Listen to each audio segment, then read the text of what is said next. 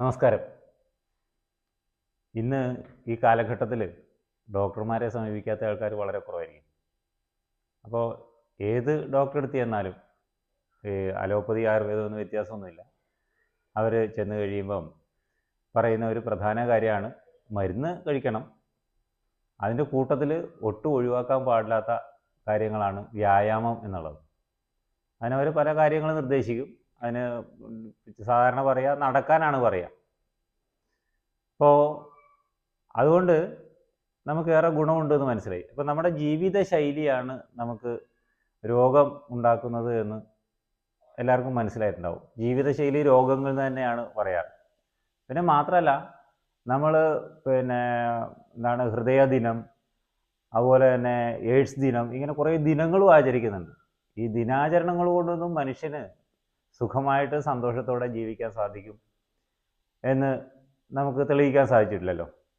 അപ്പോൾ നമ്മുടെ ആരോഗ്യം, നമ്മുടെ സന്തോഷം ഒക്കെ നിലനിർത്തണമെങ്കിൽ അതിന് നമ്മളെ ഏറെ സഹായിക്കുന്ന ഒരു ഘടകമാണ് വ്യായാമം എന്ന് നമുക്കറിയാം.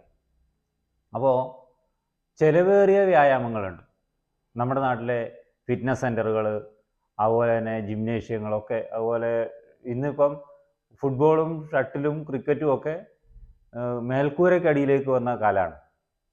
നമ്മുടെ പരിമിതമായ സാഹചര്യങ്ങൾ, വീട്ടിലെ സാഹചര്യം വെച്ചുകൊണ്ട് നമ്മുടെ ശരീരത്തെ ബലപ്പെടുത്താൻ, അതോടൊപ്പം നമ്മുടെ മനസ്സിനെ, നമ്മുടെ ബുദ്ധിയെ ഒക്കെ ബലപ്പെടുത്താൻ സഹായിക്കുന്ന ഒരു സംവിധാനമാണ് യോഗാസനം എന്ന് ഇതിനോടകം ലോകം അംഗീകരിച്ചിരിക്കുകയാണ്. അതുകൊണ്ട് തന്നെ നമ്മൾ യോഗാസനത്തിന് വളരെയേറെ പ്രാധാന്യം നൽകുന്നുണ്ട്. അതിൻ്റെ ഒരു ഭാഗമായിരുന്നു ഞാൻ ഈ ഒരു യൂട്യൂബ് തുടങ്ങിയതും. അപ്പോൾ സാധിക്കുന്ന ആൾക്കാർക്ക്, അല്ലെങ്കിൽ താല്പര്യമുള്ള ആൾക്കാർക്ക് ഒരു ഉപകാരമാകട്ടെ എന്ന് കരുതിക്കൊണ്ട്. അപ്പോൾ തുടക്കത്തിൽ ചില ആൾക്കാർ വളരെ ഉഷാറായിട്ടൊക്കെ ചെയ്യും. ക്രമേണ ആരും പറയാനും ചോദിക്കാനും ഇല്ലല്ലോ എന്നുള്ളതുകൊണ്ട് അത് നിർത്തുകയും ചെയ്യും. അതുകൊണ്ട് ഗുണമില്ല. അത് തുടർന്നുകൊണ്ടേ ഇരിക്കണം. നമ്മൾ മാറി മാറി ഓരോ വീഡിയോസ് ചെയ്ത് കാണിക്കുന്നുണ്ട്, വളരെ സിമ്പിളായിട്ടുള്ള കാര്യങ്ങൾ. ഈ യോഗാസനം ചെയ്യുന്നതോടൊപ്പം തന്നെ നമ്മൾ നമ്മുടെ ആഹാരത്തെക്കുറിച്ചും ആലോചിക്കേണ്ടതുണ്ട്. ഇന്ന് ഏറ്റവും കൂടുതൽ പ്രശ്നം സ്വാദുള്ള ആഹാരം ഉണ്ടാക്കാൻ വേണ്ടി പലതും, പ്രത്യേകിച്ച് ഹോട്ടലുകളിൽ, നമ്മുടെ വീട്ടിലുണ്ടാവില്ല. വീട്ടിലെ ഭക്ഷണത്തിനുള്ള സ്വാദിനേക്കാൾ കൂടുതൽ നമുക്ക് ഹോട്ടലിൽ കിട്ടും. അവിടെ ഉണ്ടാക്കുന്ന ആ ആഹാരത്തിൻ്റെ പ്രിസർവേറ്റീവ്സ്, ബാക്കി കാര്യങ്ങളെല്ലാം നമ്മളൊന്ന് കണ്ടു നോക്കിയാൽ അത്ഭുതം തോന്നും. ധാരാളം വീഡിയോകൾ നമ്മൾ കണ്ടിട്ടുണ്ട്, ഹോട്ടലുകളിലൊക്കെ ആഹാരം പാകം ചെയ്യുന്ന രീതി തന്നെ. അപ്പോൾ നമ്മൾ നമ്മുടെ ആഹാരത്തെ ഒന്ന് ശ്രദ്ധിക്കണം. എല്ലാവർക്കും വെജ് തന്നെ ആകാൻ ചില വിഷമം ഉണ്ടാവും നമ്മുടെ ജീവിത രീതി കൊണ്ട്. പക്ഷേ ഏറ്റവും നല്ലത് വെജ് തന്നെയാണ്. അപ്പോൾ നമ്മൾ നമ്മുടെ ആഹാരത്തെ ഒന്ന് ശ്രദ്ധിക്കുക.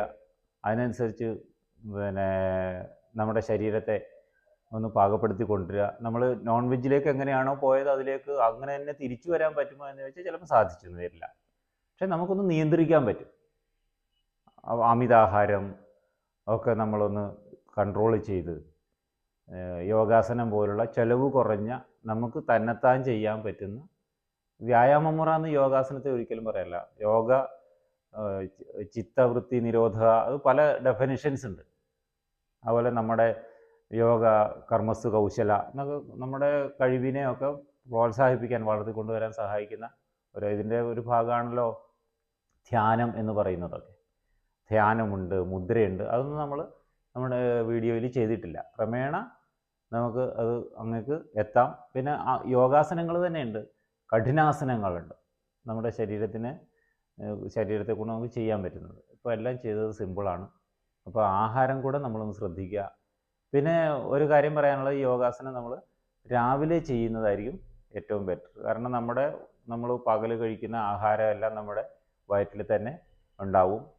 അപ്പോൾ രാവിലെ ആകുമ്പോൾ നമ്മൾ ശുദ്ധി വരുത്തിയതിന് നമ്മൾ ആക്കുമ്പോഴത്തേന് നമ്മുടെ ശരീരത്തിനകത്തുള്ള ആ വേസ്റ്റെല്ലാം പുറത്തു പോയിട്ടുണ്ടാവും. എന്നിട്ട് ചെയ്യുമ്പോഴാണ് ഏറ്റവും സുഖം കിട്ടുക, അതിൻ്റെ ഫലവും കിട്ടുക. വൈകുന്നേരം ചെയ്യുന്നതുകൊണ്ട് ഫലം കിട്ടില്ല എന്നല്ല, അപ്പോൾ ചിലവ് കുറഞ്ഞ ചിലവ് എന്ന് പറഞ്ഞാൽ എന്താ ഉള്ളത്? ഒരു ചിലവും ഇല്ല. നമ്മുടെ വീട്ടിൽ ഒരു ചെറിയ സ്പേസ് കാണണം, അതുപോലെ നിശബ്ദമായ ഒരു സ്ഥലം കാണണം. ഈ യോഗാസനം ചെയ്യുമ്പോൾ നമ്മൾ ശ്രദ്ധിക്കേണ്ട സ്ഥലങ്ങളെക്കുറിച്ച് ശ്രദ്ധിക്കണം.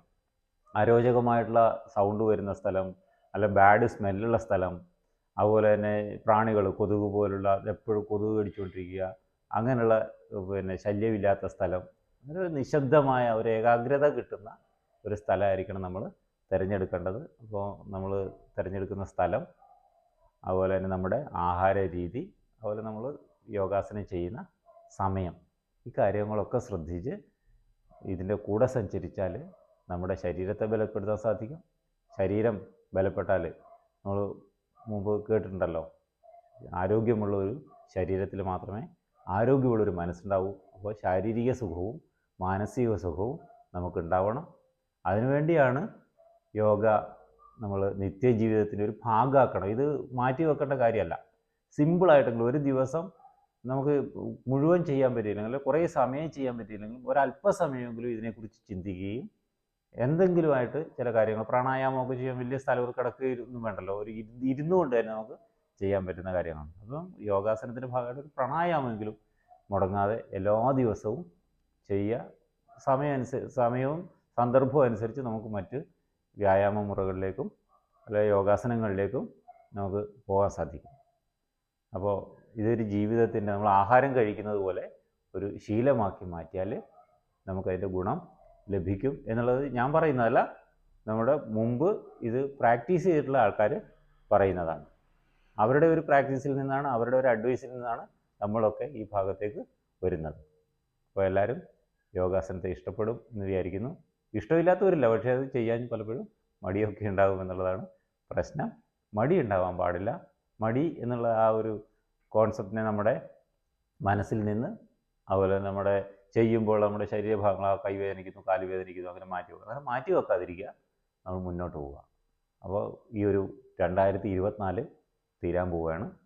2025 എല്ലാവരും എവിടെ നമ്മൾ 25നെ കുറിച്ച് അല്ലെങ്കിൽ ഒരു പുതുവർഷത്തെക്കുറിച്ച് കേൾക്കുമ്പോൾ അല്ലെങ്കിൽ പറയുമ്പം എടുത്തിടുന്ന ഒരു വാക്കാണ് നല്ല ഒരു സന്തോഷം നിറഞ്ഞ ഒരു പുതുവർഷം വരട്ടെ എന്ന്. പക്ഷേ നമ്മൾ 23-നെ ബൈ പറഞ്ഞ് 24ലേക്ക് പറഞ്ഞു വന്നപ്പോഴും അതാണ്. പക്ഷേ 24 നമുക്ക് പല ഘടകങ്ങൾ നോക്കുമ്പോൾ സന്തോഷം കൂടുതലുണ്ടായ സന്ദർഭങ്ങൾ വളരെ കുറവായിരിക്കാനാണ് സാധ്യത. പ്രകൃതി പോലും നമുക്ക് അനുകൂലമായിരുന്നില്ല. വയനാട് പോലുള്ള ചില സംഭവങ്ങൾ നമ്മൾ കണ്ടതാണ്. അപ്പോൾ എന്തായാലും ഓരോ വ്യക്തിയും സന്തോഷത്തോടെ ജീവിക്കുക എന്നുള്ളത് സമൂഹത്തിന് സന്തോഷം ഉണ്ടാകാൻ കാരണമാകും. അതിനുള്ള ഉപാധികൾ നമ്മൾ തിരഞ്ഞെടുക്കണം. 2024 യോഗ ഡേ, ഇൻ്റർനാഷണൽ യോഗ ഡേയിലാണ് ഞാൻ ഈ ചാനൽ തുടങ്ങിയത്. അപ്പോൾ നിങ്ങൾ കാണുന്നു, നിങ്ങൾ ചെയ്യുന്നു, അതിൻ്റെ ഫലം നിങ്ങൾക്കുണ്ടായിട്ടുണ്ടെങ്കിൽ നിങ്ങൾ തീർച്ചയായും നിങ്ങളുടെ സുഹൃത്തുക്കളുമായിട്ട്, ബന്ധുജനങ്ങളുമായിട്ട് ഇതൊക്കെ ഷെയർ ചെയ്യുക. കാരണം എന്തായാലും അതിൻ്റെ ഫലം നിങ്ങളാണല്ലോ റിസൾട്ട് പറയുന്നത്. അപ്പോൾ നിങ്ങളുടെ ഒരു പിന്തുണയാണ് എൻ്റെ മുന്നോട്ടുള്ള പ്രയാണത്തിന് ഊർജ്ജം നൽകുക. അപ്പോൾ തീർച്ചയായും നിങ്ങൾ കാണുന്നു, നിങ്ങൾ സബ്സ്ക്രൈബ് ചെയ്യുന്നു. അപ്പോൾ ബാക്കിയുള്ള ആൾക്കാരെ കൂടെ കൊണ്ട് അത് ചെയ്യിക്കുക. അപ്പോൾ മാത്രമല്ല, സംശയങ്ങൾ, എനിക്കും ചിലപ്പോൾ സംശയങ്ങളുണ്ടാകാം. ഞാനിതിൻ്റെ ആ വലിയ പഴയ കാലത്തെ പോലുള്ള ആചാര്യനൊന്നുമല്ല, ഞാൻ ഇന്നും പഠിച്ചുകൊണ്ടിരിക്കുന്ന ഒരു വ്യക്തിയാണ്. അപ്പോൾ നിങ്ങൾ എന്തെങ്കിലും ഒരു സംശയം ചോദിച്ചാൽ എനിക്ക് പെട്ടെന്ന് ഉത്തരം കണ്ടെത്താൻ സാധിച്ചില്ലെങ്കിൽ ഞാനത് അന്വേഷിക്കും. അപ്പോൾ നിങ്ങളുമായിട്ടത് ഷെയർ ചെയ്യും. അപ്പോൾ എന്തായാലും സംശയങ്ങൾ ചോദിക്കാനൊന്നും മടി കാണിക്കണ്ട. എനിക്ക് നിങ്ങളുടെ റിക്വസ്റ്റ് എന്ന് പറഞ്ഞാൽ നിങ്ങളിത് ചെയ്യണം എന്നുള്ളതാണ്. കാരണം വളരെ സിമ്പിളായിട്ടുള്ള കാര്യങ്ങളാണ് ഞാൻ പറയുന്നത്. കഠിനമായുള്ള കാര്യങ്ങളും ഉണ്ടാവും. ക്രമേണ നിങ്ങളുടെ മുന്നിൽ ഞാൻ അവതരിപ്പിക്കും. ഒരിക്കൽ കൂടെയുള്ള റിക്വസ്റ്റ്, നിങ്ങൾ നിങ്ങളുടെ സുഹൃത്തുക്കളുമായിട്ടും ബന്ധുജനങ്ങളുമായിട്ട് ഇതിനെക്കുറിച്ച് സംസാരിക്കുകയും നിങ്ങൾക്ക് ഗുണം ഉണ്ടായിട്ടുണ്ടെങ്കിൽ, അത്രയേ പറയുന്നുള്ളൂ, നിങ്ങൾക്ക് എന്തെങ്കിലും ഗുണം ഉണ്ടായിട്ടുണ്ടെങ്കിൽ എന്ന് മാത്രം. അപ്പോൾ അവരുമായിട്ട് ഷെയർ ചെയ്യുക, അവരെ കൂടെ നമ്മുടെ ഇതിൻ്റെ ഭാഗമാക്കി മാറ്റുക. നമുക്ക് ഈ ഒന്നിച്ചുള്ള പ്രയാണം തുടരാം. എല്ലാവരും തുടർന്ന് എൻ്റെ കൂടെ ഉണ്ടാവണം എന്നുള്ള ഒരു റിക്വസ്റ്റോടുകൂടി. കാരണം കഴിഞ്ഞ യോഗ ഡേ ഞാൻ പറഞ്ഞല്ലോ, തുടങ്ങി മുന്നോട്ട് പോയിക്കൊണ്ടിരിക്കുകയാണ്. ചില സന്ദർഭങ്ങൾ, ചില ദിവസങ്ങൾ ചില യോഗാസനങ്ങൾ ഇടാൻ ദൈർഘ്യം ഉണ്ടായിട്ടുണ്ട്. അത് മറ്റ് ചില യാത്രയും ബാക്കി കാര്യങ്ങളൊക്കെ ഉള്ളതുകൊണ്ടാണ്. അപ്പോൾ അത് സദയം നിങ്ങൾ ക്ഷമിക്കുന്നു വിചാരിക്കുന്നു. എന്തായാലും എല്ലാവർക്കും നന്മയുണ്ടാകട്ടെ എന്ന് പ്രാർത്ഥിക്കുകയാണ്. കഴിഞ്ഞ പോയ കാലത്തേക്കാൾ സന്തോഷപ്രദമായ ഒരു പുതുവർഷം അടുത്ത വർഷം നമുക്ക് കൂടുതൽ സന്തോഷമുള്ളതാകട്ടെ എന്ന് പ്രത്യാശിക്കുന്നു. എല്ലാവർക്കും പുതുവത്സരാശംസകൾ നേർന്നുകൊണ്ട് നന്ദി, നമസ്തേ.